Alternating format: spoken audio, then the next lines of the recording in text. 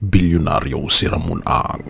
Pangulong Bongbong Marcos may pasabog ba sa 2028? Ramon Ang for President, Bongbong Marcos Vice President. Halika, atin itong pag-usapan mga kaibigan.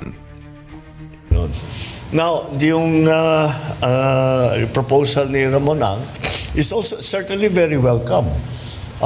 Ramon Ang for President, Vice President Bongbong Marcos sa 2028. Posible nga ba ang tambalang ito?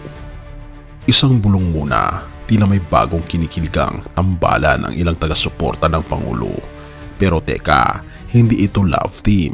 Ito ay maaaring maging political blockbuster sa darating na 2028 elections.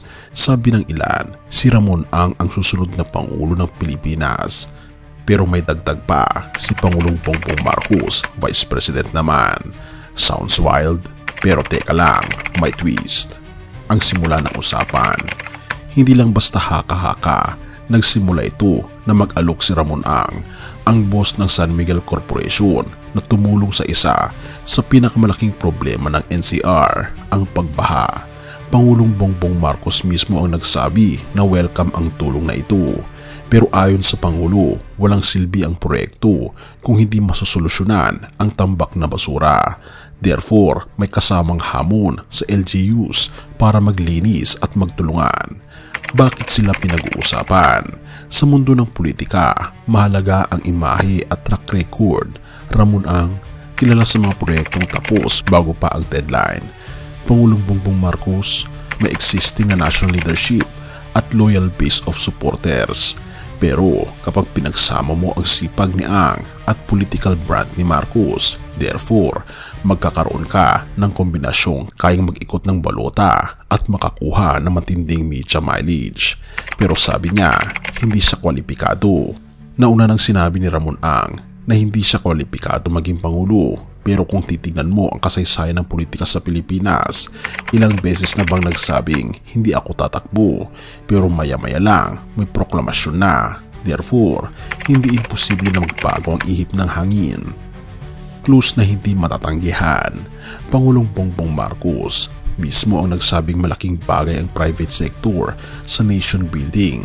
At bukod kay Ang, may mga mungkahi ring isama ang ibang mga tycoon sa disaster mitigation at infrastructure projects. Pero si Ang lang ang may lumalabas na narrative na posibleng maging presidential contender. Therefore, lumalakas ang haka-haka na may mas malalim itong pinaghahandaan.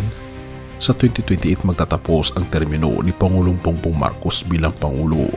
Kung tatakbo siyang bilang Vice President, may iwasan ang political limelight gap. Ramon Ang as President plus PBBM as Vice President. Isang tambalang bago pero may kasamang old guard appeal. Pero may tanong pa rin, handa ba ang masa sa isang corporate tycoon na maging leader ng bansa? Therefore, magiging malaking laban ito sa opinion publiko at sa political machinery ng kalaban. Kaya, sa ngayon, walang kumpirmasyon, walang poster, walang jingle, pero habang tumatagal, unti-unting lumilinaw ang ideya. Isang business titan na kayang tumapos ng proyekto on time, kasama ang isang pangulong may sariling political base. Pero kung mangyari ito, asahan mong magiging isa ito sa pinakabinabantayang tambalan sa kasaysayan ng halalan sa Pilipinas.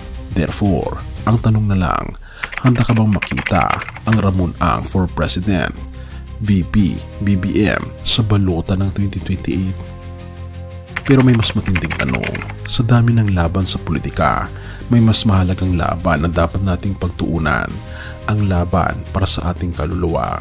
Hindi lang halalan ang magpapasya sa ating kinabukasan, kundi kung saan tayo tatayo sa harap ng ating Panginoon Diyos. Pero mabuting balita ito, kahit gaano kagulo ang mundo ng politika, may hari na matuwid. Ang hari ng mga hari, hindi nabibili at hindi nagbabago. Therefore, sa gitna ng lahat ng ingay, tumingin tayo sa Kanya.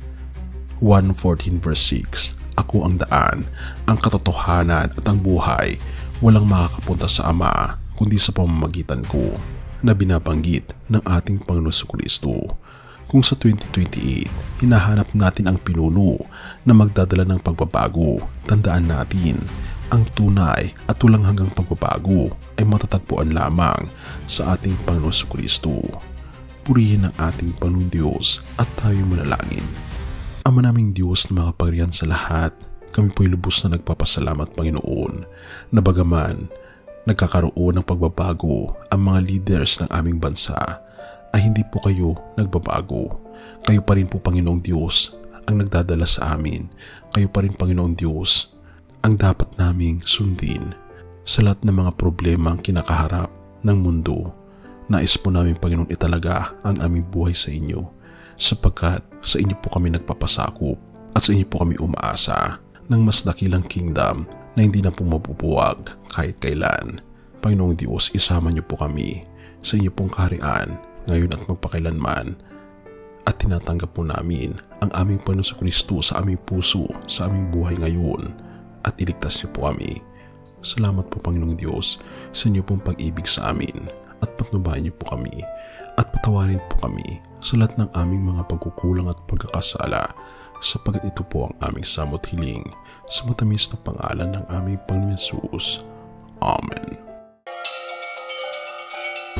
Bago natin ipagpatuloy kaibigan, siya nga pala ang Great Controversy na isa sa mga pinaka-kontrobersyal na libro dahil tumutukoy ito sa mga propesiya sa libro ng Daniel at Revelation na nagaganap na sa panahon natin ngayon bago ang pagdating ng ating Panginoong Diyos ay pinamimigay na namin ng libre sa pamamagitan ng PDF at ito ay nasa limited lamang na panahon kaya i-click mo sa description sa baba upang ma-avail mo kaibigan ang napaka-importanteng libro nito na magbubukas sa iyo sa mas maliwanag mong hinaharap.